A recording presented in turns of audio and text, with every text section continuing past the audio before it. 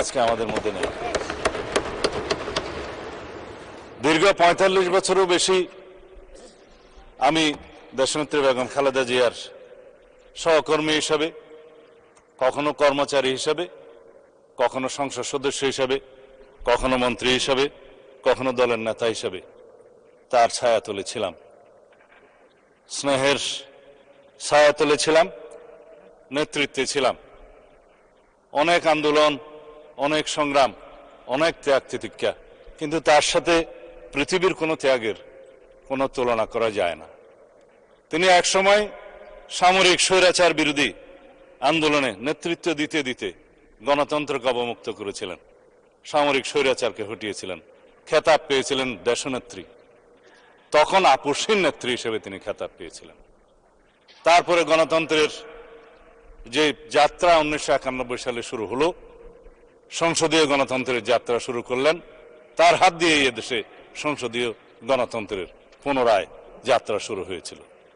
তার হাত ধরেই এদেশে তত্ত্বাবধায়ক সরকার পদ্ধতি চালু হয়েছিল এবং তার হাত ধরেই বাংলাদেশে গণতন্ত্র এবং নারী শিক্ষার অগ্রগতি হয়েছিল অভূতপূর্ব। ২০০১ সালে তিনি যখন আবার প্রধানমন্ত্রী নির্বাচিত হলেন, আজকে আপনারা অনেকেই এই শোক প্রস্তাবে বলেছেন ৩ বারের প্রধানমন্ত্রী। তিনি আসলে ৪ বার শপথ নিয়েছেন প্রধানমন্ত্রী হিসেবে। ১৯৯১ সালে প্রধানমন্ত্রী হিসেবে, তখন রাষ্ট্রপতি শাসিত সরকারের সময় একবার প্রধানমন্ত্রী হলেন। তারপরে সংসদীয় পদ্ধতির সরকার ব্যবস্থা চালুর পরে তিনি আবার শপথ গ্রহণ করলেন, দ্বিতীয়বার প্রধানমন্ত্রী হলেন। তৃতীয়বার প্রধানমন্ত্রী হলেন ২০০১ সালে এবং চতুর্থবার ১৯৯৬ সালে ষষ্ঠ জাতীয় সংসদে তিনি প্রধানমন্ত্রী নির্বাচিত হলেন। এই ৩ বার, চতুর্থবার ২০০১ সনে প্রধানমন্ত্রী নির্বাচিত হলেন। তিনি অপরাজিতা। বাংলাদেশের রাজনীতিতে এরকম আর কোনো নজির নাই, উপমহাদেশে আছে কিনা জানি না। যতবারই যত আসনেই তিনি নির্বাচন করেছেন, ততবারই তত আসনে তিনি নির্বাচিত হয়েছেন। তিনি আপসহীন দেশনেত্রী হিসেবে খেতাব পেয়েছেন। বিগত সময়ে স্বৈরাচার বিরোধী, সামরিক স্বৈরাচার বিরোধী আন্দোলনের সময়ের ধারাবাহিকতায় বাংলাদেশের গণতন্ত্র যার হাত দিয়ে বারবার অবমুক্ত হয়েছে, সেই ধারাবাহিকতায় ফ্যাসিবাদ বিরোধী গণতান্ত্রিক আন্দোলনে অবিরাম সংগ্রামের মধ্য দিয়ে তার নজিরবিহীন ত্যাগের নজির স্থাপন করে তিনি খেতাব পেয়েছেন বাংলাদেশের মানুষের কাছে দেশনেত্রী এবং গণতন্ত্রের মা। আজকে সেই গণতন্ত্রের মা আমাদের মধ্যে নেই। তিনি নেই, কিন্তু তিনি আছেন বাংলাদেশের প্রতিটি মানুষের অন্তরে। সারা পৃথিবীর গণতন্ত্রকামী প্রত্যেক মানুষের অনুপ্রেরণা হিসেবে তিনি জীবিত থাকবেন তাদের অন্তরে। তিনি যদিও আমাদের মধ্যে শারীরিকভাবে নেই, সারা পৃথিবীর মানুষের গণতন্ত্রের অনুপ্রেরণা হিসাবে তিনি সারা পৃথিবীর মানুষের মধ্যে জীবিত থাকবেন, জাগরুক থাকবেন। তিনি আমাদের অনুপ্রেরণা জুগিয়ে যাবেন। তার সেই নেতৃত্ব, গণতন্ত্রের জন্য অপরিসীম ত্যাগ এবং তার সংগ্রামের কাহিনী আজীবন বাংলাদেশের ইতিহাস যতদিন থাকবে ততদিন এদেশের মানুষ স্মরণ রাখবে এবং অনুপ্রাণিত হবে।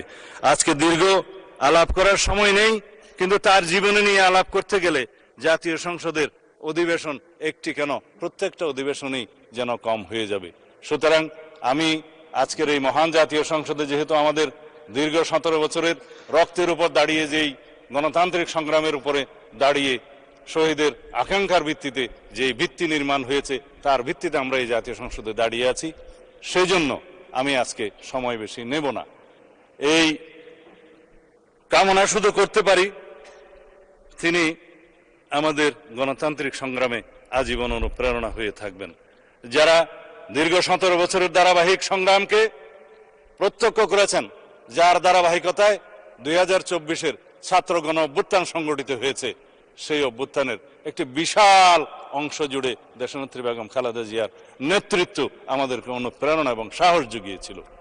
যারা জুলাই যোদ্ধা হিসেবে পরিচিত, যারা জীবিত আছেন, যারা ছাত্র গণ অভ্যুত্থানে শহীদ হয়েছেন, যাদের আকাঙ্ক্ষা এবং যাদের প্রত্যাশা, জনপ্রত্যাশা পরিপূরণ করার জন্য আমরা আজকে এই জাতীয় সংসদে আছি।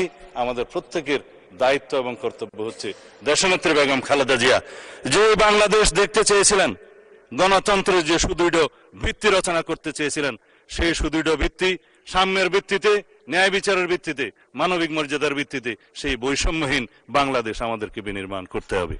আমরা সেই পথেই যাব। মাননীয় স্পিকার, আপনাকে আবারও ধন্যবাদ জানাই। খোদা হাফেজ। বাংলাদেশ জিন্দাবাদ। জুলাইয়ের শহীদদের প্রতি স্মরণ করতে আমি ভুলে গিয়েছিলাম, ৭১-এর শহীদদের প্রতি স্মরণ করতে ভুলে গিয়েছিলাম। আমি ক্ষমা প্রার্থনা করছি। আজকে আমরা শহীদের রক্তের উপর দাঁড়িয়ে যেহেতু এই সংসদে দাঁড়িয়ে আছি, সেই জন্য আমাদের সকল শহীদদের প্রতি আমাদের বিনম্র শ্রদ্ধা থাকবে। ধন্যবাদ।